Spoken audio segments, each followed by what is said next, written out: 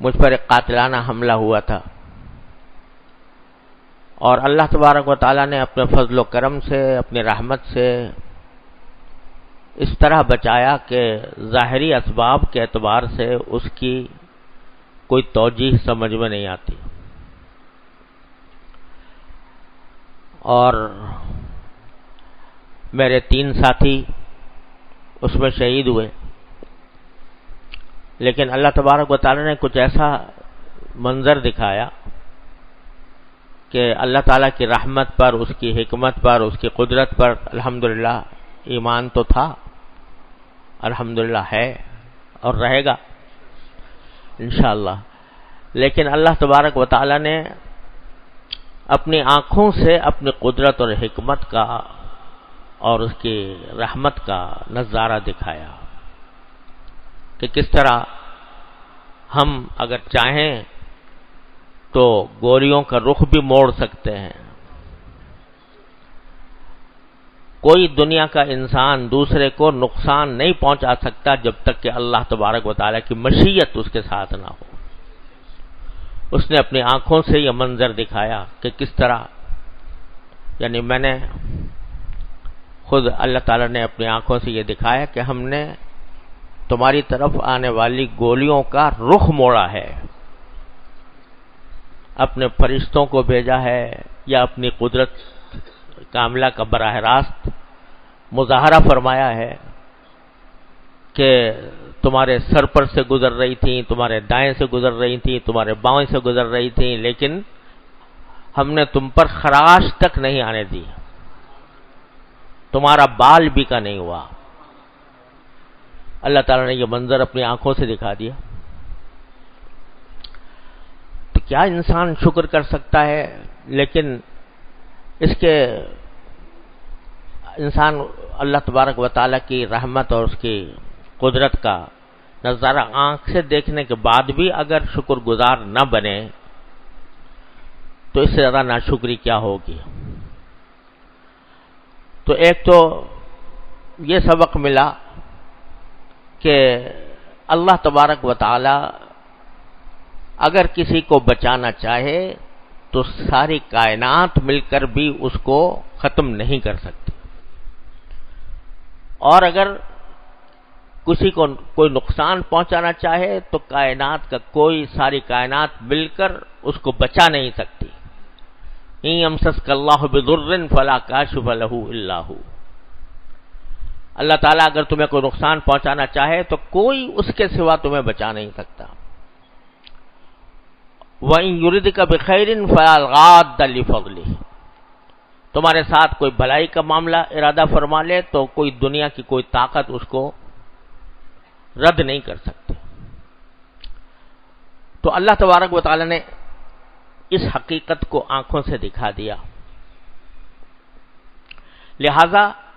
سبق یہ ملا کہ معاملہ اللہ تبارک و تعالی کے ساتھ رکھو، اللہ تعالی کے ساتھ تعلق کو مضبوط بناؤ، وہ جب چاہے گا تمہاری روح قبض کر لے گا، جب چاہے گا تمہیں نئی زندگی دے دے گا۔ تو اس کائنات میں امیدوں کا مرکز، توقعات کا مرکز سوائے اللہ تبارک و تعالیٰ کے کوئی ذات کے علاوہ کوئی نہیں۔ امید باندھو تو انہی سے باندھو، توقع رکھو تو انہی کی رحمت سے توقع رکھو، ان ظاہری اسباب پر بھروسہ نہ کرو، ہماری قدرت اور حکمت پر بھروسہ کرو۔ ٹھیک ہے، اسباب اختیار کرنا بھی ہمارا ہی حکم ہے، لیکن بھروسہ اس اسباب پر نہیں ہونا چاہیے، بھروسہ اللہ تبارک و تعالیٰ کی ذات پر ہونا چاہیے۔ تو ایک تو یہ بات ایمان کے درجے میں، اعتقاد کے درجے میں تو پہلے بھی تھی، اللہ تبارک و تعالیٰ نے آنکھوں سے بھی دکھا دی۔ اور دوسری بات یہ کہ میرے 3 ساتھی شہید ہو گئے، ایک جس کو بچانا تھا اللہ تبارک و تعالیٰ نے اس کے گولیاں بھی لگیں، اور اس کے ایک نہیں 3-4 گولیاں لگیں، مگر اللہ تعالیٰ نے اس کو اتنا بچا لیا کہ وہ گاڑی کو ڈرائیو کرتا ہوا اسپتال تک پہنچ گیا، الحمدللہ زندہ سلامت ہے۔ جس کو بچانا چاہا اس کو اس طرح بچا لیا، اور جس کو کا وقت والد سے مقدر تھا وہ شہید ہو گئے۔ انا للہ و انا الیہ راجعون۔ تو جب ان کو، ان کے گھر والوں کو، ان کے ملنے جلنے والوں کو توقع دور دور بھی یہ نہیں ہوگی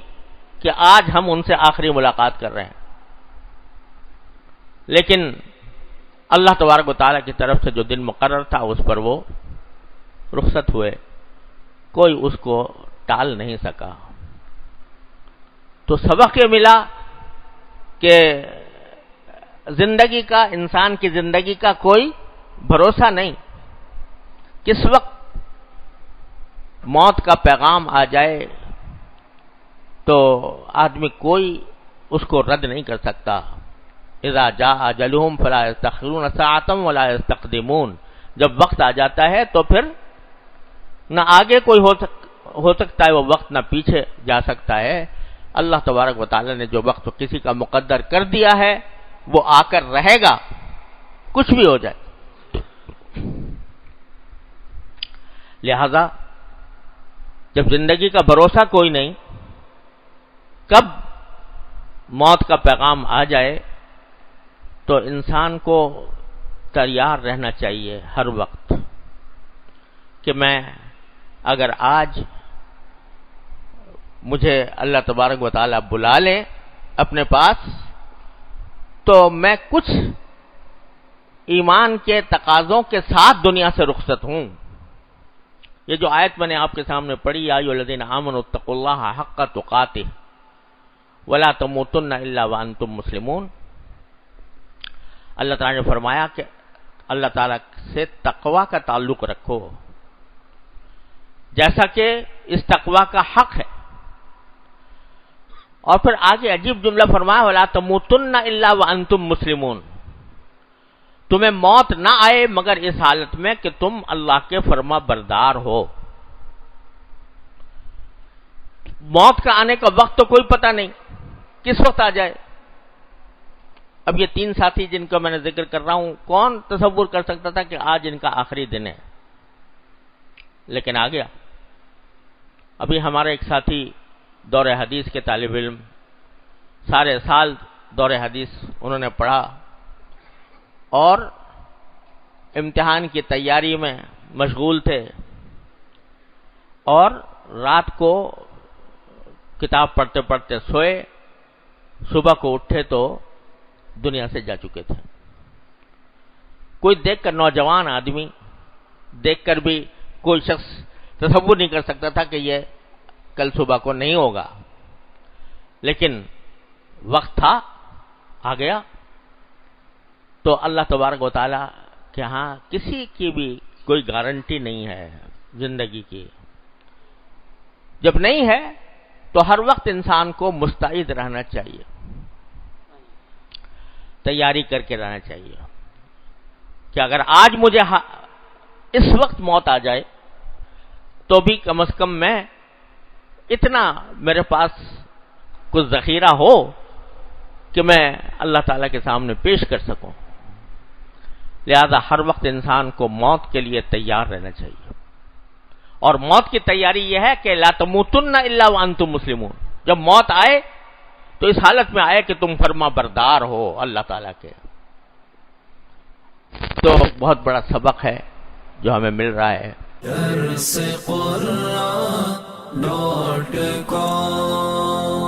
www.darsequran.com